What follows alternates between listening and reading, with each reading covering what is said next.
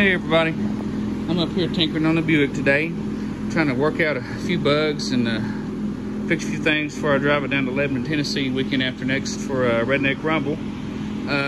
First thing, probably the easiest thing, I bought some shocks for the back. The old ones were these old Napa shocks, Deluxe HD. I don't know how old they were, but I guess from keeping the car parked inside all the time, nothing got rusted. And they came off very easily, so maybe not that old. This one I had to cut the top stud off, but they're out. They were worn out. They don't have any recoil left in them.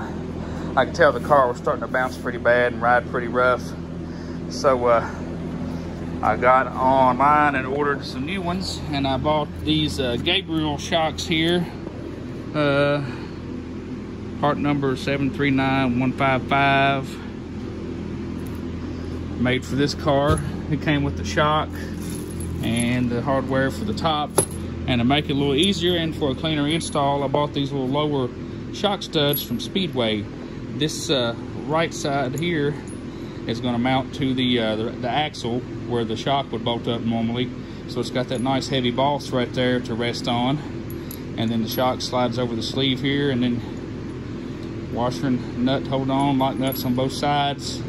I did have to drill the hole in the shock mount on the axle out a little bit bigger to fit this stud, but that's okay. That means there's more meat there. But I've got this one right here. I've already got the passenger side done. I'll get under there and show you how it looks sitting in its new home.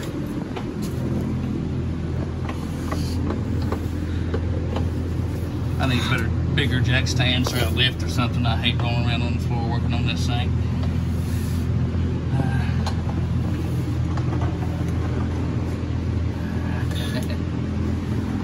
Here we are.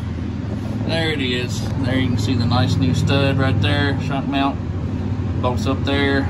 Shock snugged up nice and tight, going up to the top bracket there. So hopefully this thing will ride a little smoother. I had the rear brakes apart on the right side. This right side has been dragging, and it'll lock up on me. It locked up the other day real bad at the stoplight when I had to hit it. Left a nice little streak.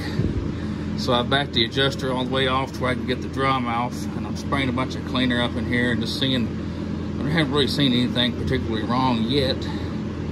I'm going to probably take some rough sandpaper to the pads. Maybe they've got some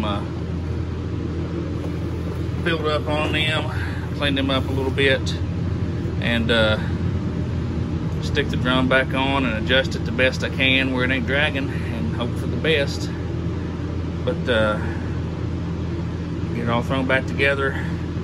I've tweaked the carburetor a little bit more. I'm not going to rebuild it until after I get back, because if I get it parked, it'll never go back together. But I've already told myself once I get it parked, after this show, I'm going to park it for the winter, get my carb rebuilt, get the intake gaskets and the valley pan cover gasket on it. I've got front drums and wheel bearings to go on it.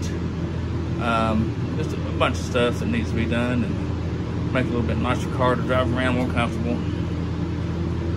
But you can kind of see my exhaust under there. I think I showed you a while back. I wish I could run it all the way out the back. But anyway, I was looking under the car. The frame is pretty solid. The floors are pretty solid. It's not bad for a 60-year-old car, 63. One of the bad spots is right over here in the trunk pan, and that's the worst spot.